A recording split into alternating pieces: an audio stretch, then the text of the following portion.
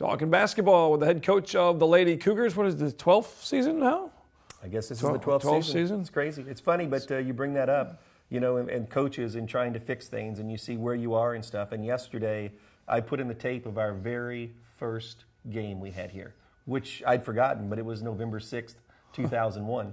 So it was great fun to look back 12 seasons ago to our very first game and the people that were playing and the atmosphere and that stuff. And of course, as a coach, you're always saying, okay, are we doing this as well, or what have we improved on, or what have we not? But it's funny you bring that up because it was great fun to look back that far. And that was something we talked about in a separate interview an interview that I used to air during the first women's soccer broadcast.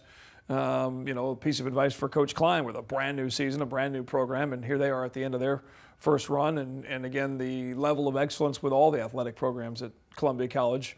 There's a reason why the 2 C's are always circled on the opposition's calendars. It seems like every time people come here, whether it's R. Marvin or Southwell, there's definitely a bullseye on the back of the Cougars. I think we're very fortunate with the level of support that we receive from our administration and the institution as a whole.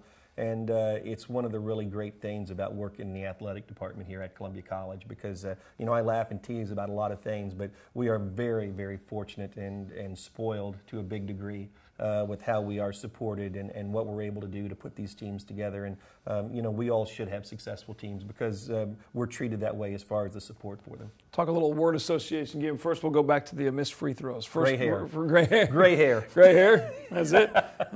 Is that good enough? Gray hair. Quickest. So then, what does that mean for Coach? My next one would be Kurt Riley. Gray hair. No hair. I mean, where did his go? Let's go. Where did Kurt Riley? You know, I think assistant coach. Coach Riley does a great job for us. I think he is a great conduit for our young ladies. You know, that assistant coach fills such an important role. And it's a different role than the head coach fills. I mean, there's coaching on the floor, and there's schedule, there's scouting, and all those things, which he does a great job of. But I also think there's a different role that assistant coach fills in their relationship to those players. And I think that's a very comfortable role for him and one that our players enjoy. Next up, working an official. I think you got what, one? You are with the election again. Yes, we'll go back to politics a little bit. I hate talking politics, but there's an art form to taking that time frame you have that the official can walk from the end line past your bench down.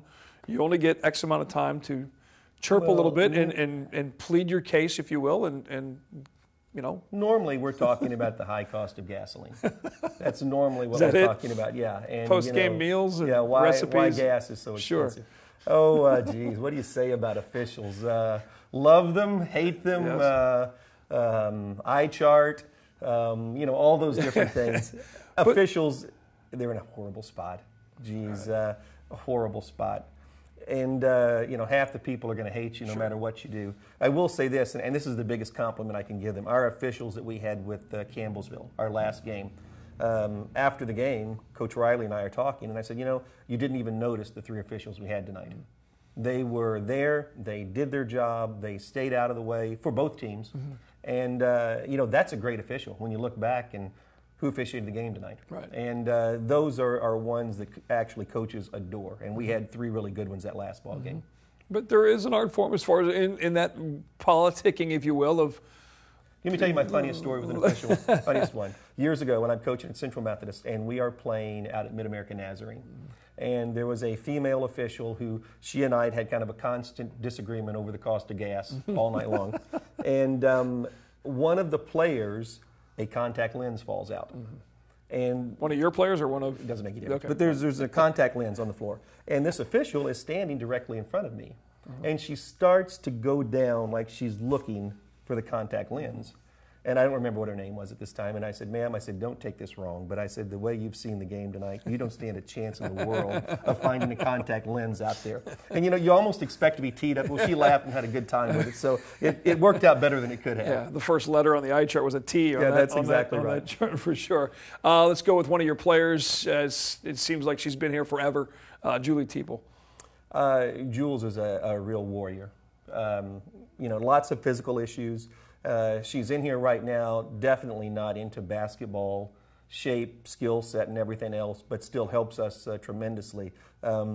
She is very much a battler and a competitor, And I don't think there's any greater compliment I can give someone than that. But that's truly how I would describe her. And by second semester, when she's been with us longer, her level of play will really improve as well. And those of you who are unfamiliar, played some with the volleyball team and then back with the basketball, and had with the leg issues, with the splint that she wears, but she's still right down in the scrape of everything. It seems like almost all the time loose balls, and Great she's competitor. just the heart is unbelievable. Yeah, just a fantastic competitor. And I always tell our girls there's 3 ways you win ball games. One is with skill, one is with your head, and one is with your heart. And those are the 3 ways that in my opinion, you win contests. And no one has a larger heart than Jules does.